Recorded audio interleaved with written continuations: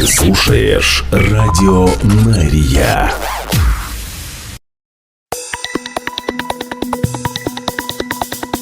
Израильская служба новостей в прямом эфире на Радио Мария. Здравствуйте. Сегодня 3 марта, понедельник. Мы начинаем.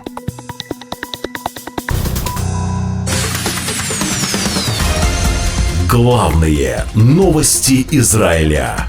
Слушай на Радио Мария. Израиль не разрешает возить больше товаров в сектор Газа. Об этом сообщает канцелярия премьер-министра Израиля Биньямина Нетаньяху, ссылаясь на отказ Хамас принять, по его словам, американское предложение о продлении первой фазы прекращения огня на Песах и Рамадан, а также на дальнейшее освобождение заложников. Цитирую: «С окончанием первой фазы сделки, говорится в заявлении премьер-министра Израиля, и в свете отказа Хамас принять план специального посланника США Стива Виткофа по продолжению переговоров, на которые Израиль согласился, премьер-министр Израиля Биньямин Нетаньяху принял решение, что все поставки товаров в сектор Газа будут прекращены. Израиль не допустит прекращения огня без освобождения наших заложников», продолжает в офисе премьер-министра, угрожая дальнейшими последствиями, если Хамас продолжит отклонять это предложение. По данным общественного вещателя Израиля Кан-11, Израиль считает, что за последние недели в анклав поступило достаточно помощи, чтобы обеспечить сектор Газа на несколько месяцев. Еще раз напомню, что Израиль требует продлить первую фазу сделки с возвращением заложников и увеличением помощи в сектор Газа. Хамас же хотят, чтобы началась вторая фаза с выводом войск, восстановлением Газы и только затем возвращением заложников. Ну и Хамас заявляет, что решение премьер-министра Израиля Биньямина Нетаньяху прекратить ввоз гуманитарной помощи в сектор Газа является, цитирую, «дешевым вымогательством, военным преступлением и вопиющим нападением на соглашение о прекращении огня и освобождении заложников». Группировка призывает посредников, цитирую, «заставить Израиль отменить это решение». Европейский Союз осуждает Хамас за его отказ принять продление первой фазы соглашения о прекращении огня в секторе Газа. Напомню, что высокопоставленный представитель Хамас заявил, что Хамас не согласится продлить первую фазу соглашения о прекращении огня в секторе Газа, как того требует Израиль. Хамас комментирует, что освободят оставшихся израильских заложников только в соответствии с условиями уже согласованной поэтапной сделки. В видеообращении премьер-министр Израиля Биньямин Нетаньяху сказал, что президент США Дональд Трамп, цитирую, «самый большой друг, которого Израиль когда-либо знал в Белом доме». И он продемонстрировал это, полностью поддержав Израиль и оказав давление с целью освобождения заложников там, где это действительно нужно. Нетаньяху говорит, что позиция Хамас на данный момент совершенно неприемлема. Он предупреждает, что Израиль предпримет дальнейшие шаги, если Хамас продолжит удерживать наших заложников. Премьер-министр объясняет, что Израиль прекратил ввоз товаров в Газу, потому что Хамас крадет поставки и не дает жителям Газы их получить. Он использует эти поставки для финансирования своей террористической машины, заявил премьер-министр Израиля Биньямин Нетаньяху.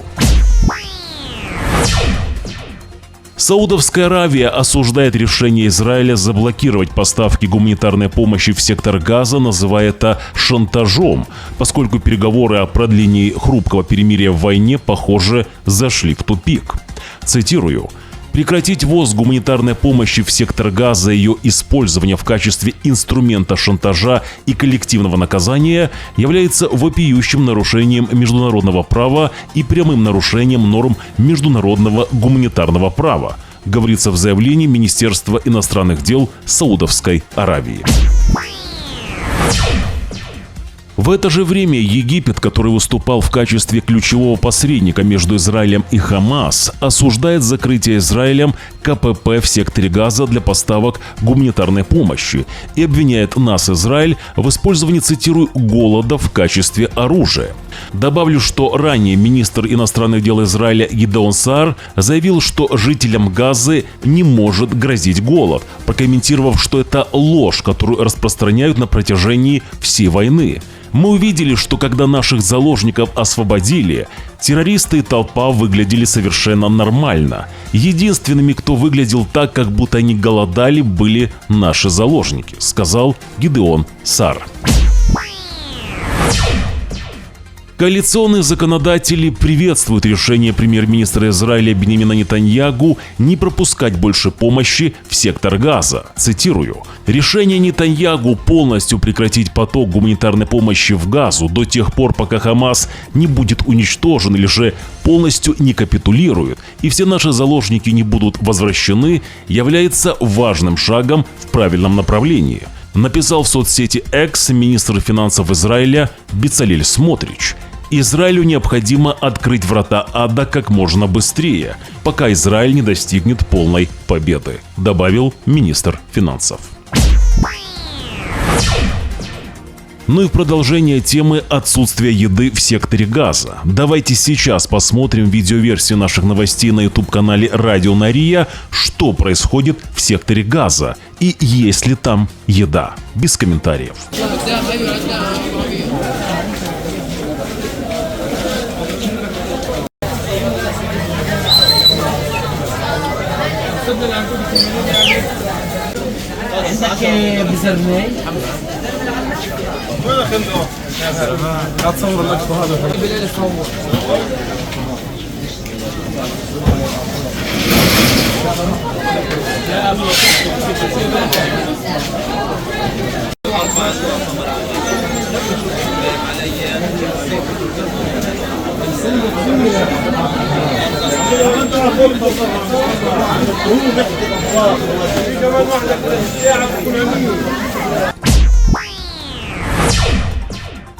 И главной теме выпуска. Опять огни в центре страны, горят покрышки и факелы.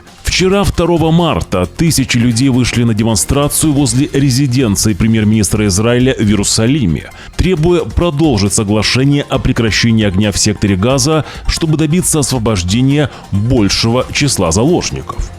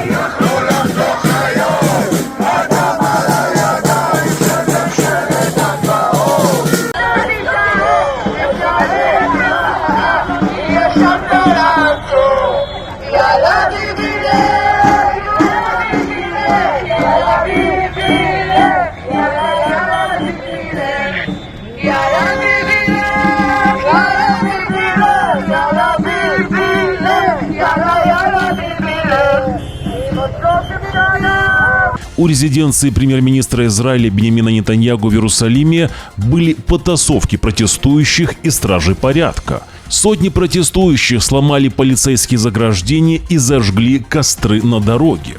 Сообщается, что один демонстрант был задержан полицией. Участники акции требовали, чтобы Нетаньягу не срывал сделку и дал добро на реализацию второй стадии соглашения.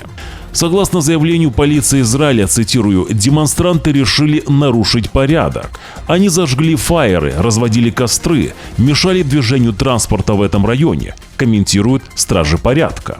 Участники демонстрации останавливали свои машины посреди дороги и говорили, что у них якобы поломки. Полиция отбуксировала несколько транспортных средств, которые мешали движению. На водителей были составлены протоколы за нарушение правил дорожного движения. Еще раз напомню, что в воскресенье 2 марта правительство Израиля решило не посылать делегацию на переговоры с посредниками, и было решено прекратить поставки гуманитарной помощи в сектор Газа. Учитывая напряженную ситуацию в стране, в большинстве приграничных городов Израиля открыли бомбоубежища. В это же время хуситы угрожают возобновить удары по Израилю с применением баллистических ракет и беспилотников, если боевые действия в секторе Газа возобновятся. Заместитель главы управления хуситов говорит, цитирую, «Израиль должен понимать, что возобновление агрессии в Газе приведет к восстановлению военных операций Йемена в полном объеме». Добавляют хуситы, говорят, что соответствующие приказы уже отданы боевым частям хуситов. Юридический советник правительства Гали Барав Миара заявила, что поддерживаемое правительством законодательство об изменении процесса назначения судей подорвет независимость судебной системы, и таким образом это нанесет ущерб израильской демократии. В своем письме министру юстиции Яриву Левину, который инициировал законопроект, Барав Миара утверждает, что законодательство значительно увеличивает влияние политиков в процессе назначения по сравнению с участием в этом процессе юристов, что приведет к политизации всей судебной системы. Барав Миара говорит, что в результате этих изменений политические соображения будут иметь гораздо больший вес в процессе назначений и превратят его в еще одну политическую арену соглашений и споров между коалицией и оппозицией. Это была цитата.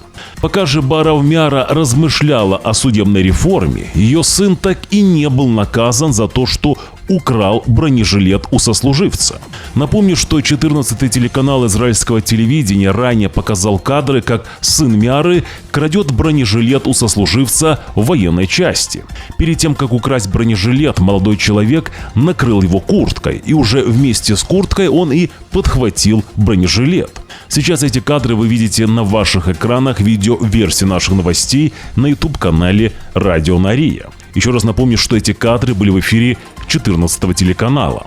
Через неделю после начала войны в Газе на юге батальон резервистов был направлен и на защиту северной границы.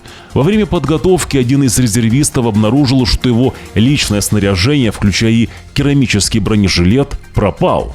Этот резервист приехал специально из-за границы для службы и купил себе улучшенный бронежилет. После нескольких дней поиска бронежилета оказалось, что место хранения снаряжения резервистов было оборудовано камерой. На записи видно, как один из военнослужащих крадет бронежилет. Военнослужащим впоследствии оказался сын юридического советника правительства Гали Барав Миары. Несмотря на видеозапись, подтверждающую кражу, сына Миары не привлекли к военному суду. В деле участвовал командир батальона, подполковник и адвокат из крупной юридической фирмы. Сын Барав Миары отказался возместить стоимость украденного бронежилета, прокомментировав, что речь идет, цитирую, о завышенной сумме. Разочарованный ситуацией, обворованный резервист решил покинуть службу и вернуться за границу. Пресс-служба ЦАЛЯ отрицает обвинение в том, что военному предоставили особые условия или что было какое-либо вмешательство в процесс разбирательства. Военный сын Миары отстранен от службы в резерве. Новый начальник Генштаба армии обороны Израиля Эяль Замир планирует провести масштабную перестройку высшего командования армии, считая, что это необходимо для восстановления доверия общественности к армии обороны Израиля после провала 7 октября 2023 года. Замир хочет отстранить многих высокопоставленных генералов, которые занимали ключевые посты во время атак Хамаса 7 октября 2023 года. Тем временем в новом откровении уходящий в отставку глава ЦАЛЯ Герци Алеви признает, что он и ЦАЛЬ считали, что Хамас совершенно не способен осуществить столь широкомасштабную внезапную атаку, которую Хамас предприняли 7 октября 2023 года, и что его меньше беспокоила угроза со стороны Газы, чем опасности на любой другой израильской границе.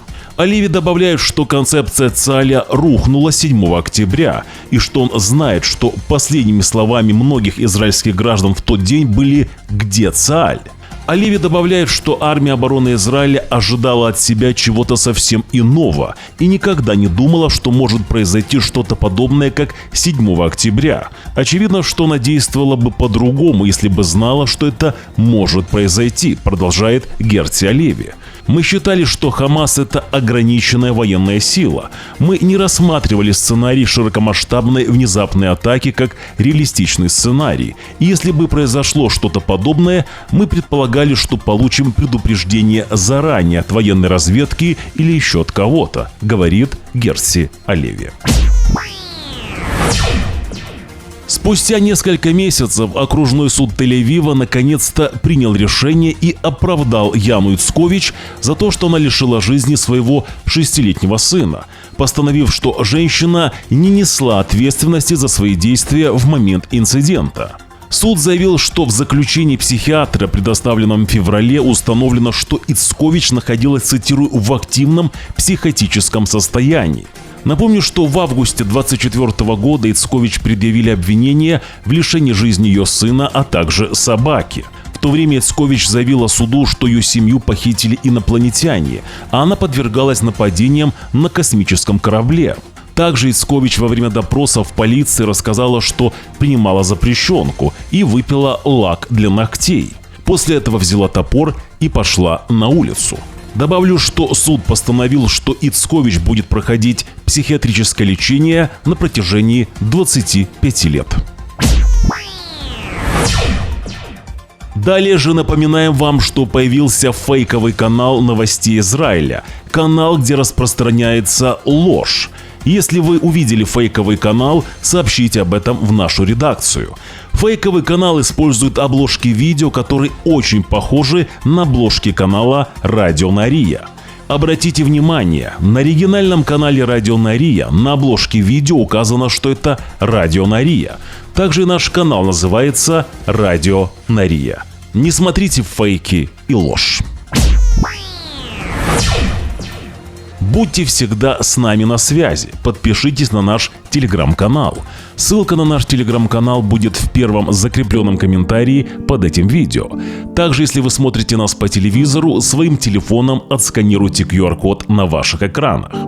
Также напоминаю, что очень важно поддержать наш YouTube-канал. Сделать это просто. Нажмите на кнопку «Подписаться».